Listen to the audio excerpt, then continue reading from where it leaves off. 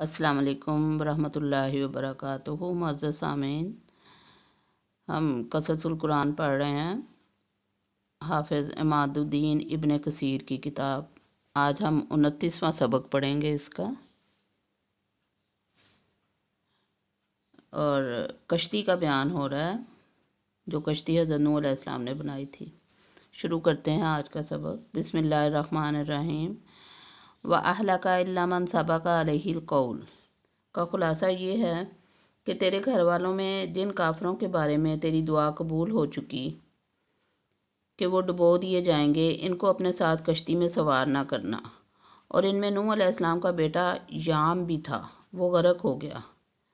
वमन आमना, यानी जो तेरी उम्मत में से जो तुझ पर ईमान ला चुके हैं, इनको कश्ती में सवार करना। और इस बारे में अल्लाह ताला ने फरमाया कि इस पर ईमान लाने वाले थोड़े थोड़े थे। हालांकि नूह अलैहिस्सलाम में इनमें एक लंबा अरसा रहे, 950 साल, और इनको दिन रात हर तरीके से और हर तरह से तबलीग करते रहे, डराते धमकाते और रग़बत और शौक़ दिलाते इनको अल्लाह ताला की तरफ बुलाते रहे।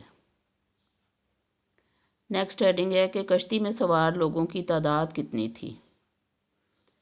इस बारे में मुफस्सरीन और मुअख्खरीन का इख्तलाफ है।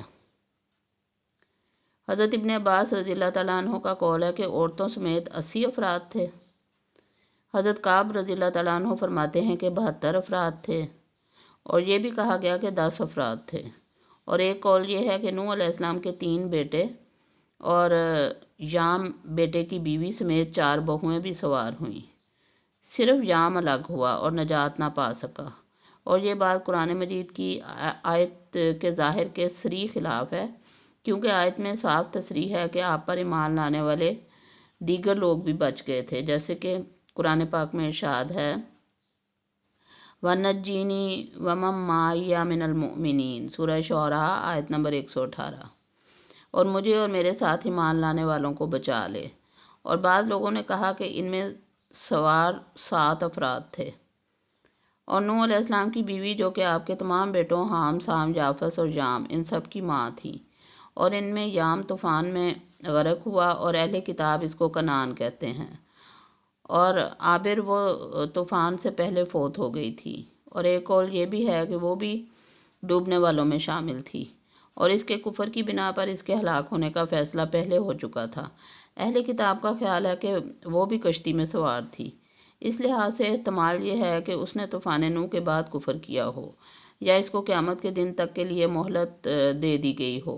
इस बारे में पहला कौल वाज़ेह है, क्योंकि नूह अलैहिस्सलाम ने दुआ में अल्लाह ताला से अर्ज़ की थी, कहा, ए अल्लाह, ज़मीन पर काफिरों में से कोई चलता बसता ना छोड़। और अल्लाह ताला ने नूह अलैहिस्सलाम को हुक्म दिया कि जब तू और तेरे साथी कश्ती में सवार हो जाएं तो आप यूँ कहें, कुल अल्हम्दुलिल्लाहिल्लज़ी नज्जाना मिनल कौमिज़ ज़ालिमीन खैरुल मुंज़िलीन। अल-मोमिनून आयत नंबर 28-29। तमाम तारीफ़ें अल्लाह ताला के लिए हैं, जिसने हमको ज़ालिमों से निजात बख्शी। और ये भी दुआ करना कि ए परवरदिगार, हमको मुबारक जगह उतारना, और तू सबसे बेहतर उतारने वाला है। अल-मोमिनून 28-29।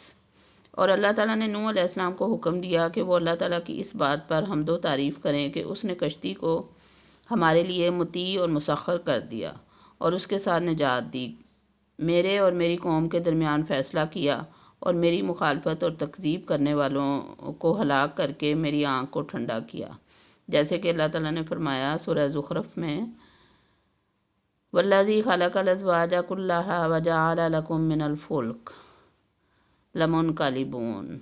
अज़-ज़ुख़रफ़ 12 से 14 तक।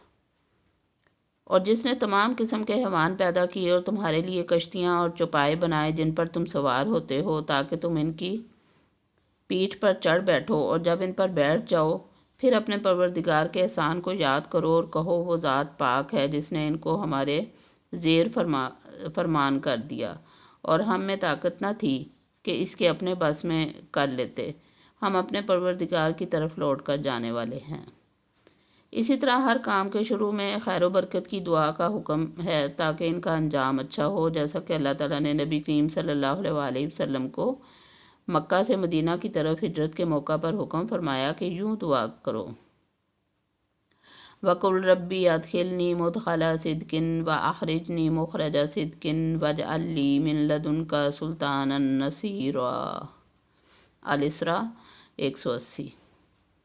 اور کہو کہ اے پروردگار، مجھے مدینے میں اچھی طرح داخل فرما اور مکے سے اچھی طرح نکال، اور اپنے ہاں سے زور اور قوت کو میرا مددگار بنا۔ اور فرمایا: وَقَالَ ارْكُبُوا فِيهَا بِسْمِ اللَّهِ لَغَفُورٌ الرَّحِيمٌ۔ سورہ ہود آیت نمبر 41۔ اس میں سوار ہو جاؤ اور اللہ کے نام کے ساتھ ہی اس کا چلنا اور ٹھہرنا ہے، بے شک میرا رب بہت بخشنے والا اور بہت ہی مہربان ہے۔ یعنی اس کے چلنے کی ابتدا اور انتہا اللہ کے نام کے ساتھ ہے۔ میرا رب معاف کرنے والا ہے اور مہربانی کرنے والا ہے اور دردناک سزا والا بھی ہے۔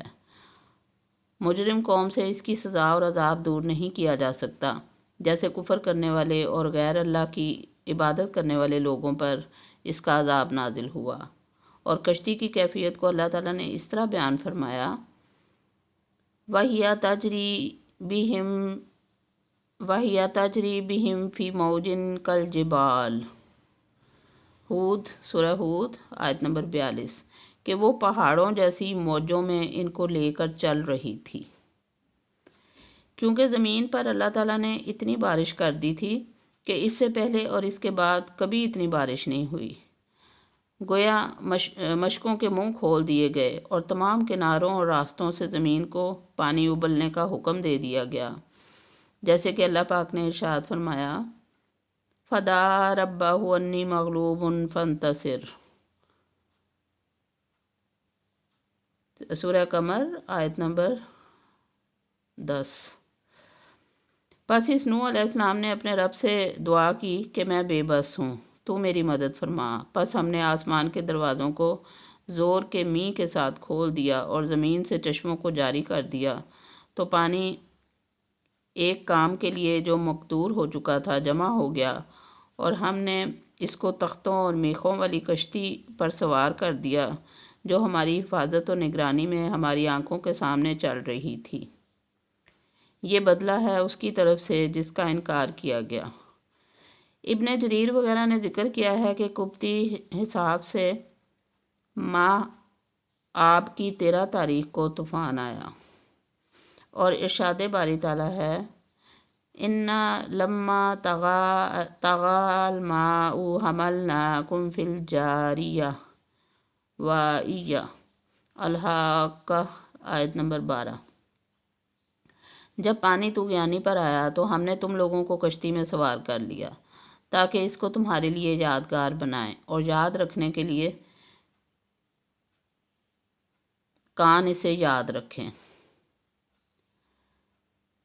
مفسرین کی ایک جماعت نے کہا ہے کہ زمین میں پانی پہاڑ کی چوٹی پر سے 15 ہاتھ اونچا ہو گیا تھا، اور اہل کتاب کے ہاں بھی اسی طرح ہے، اور بعض نے کہا ہے کہ 80 ہاتھ اونچا ہوا، اور اس نے زمین کے طول و عرض، نرم و سخت، پہاڑی، میدانی، ریتلے، ہر قسم کے علاقے کو گھیرے میں لے لیا، اور روئے زمین پر کوئی آنکھ حرکت کرنے والی باقی نہ رہی، اور نہ چھوٹوں یا بڑوں میں سے کوئی زندہ رہا۔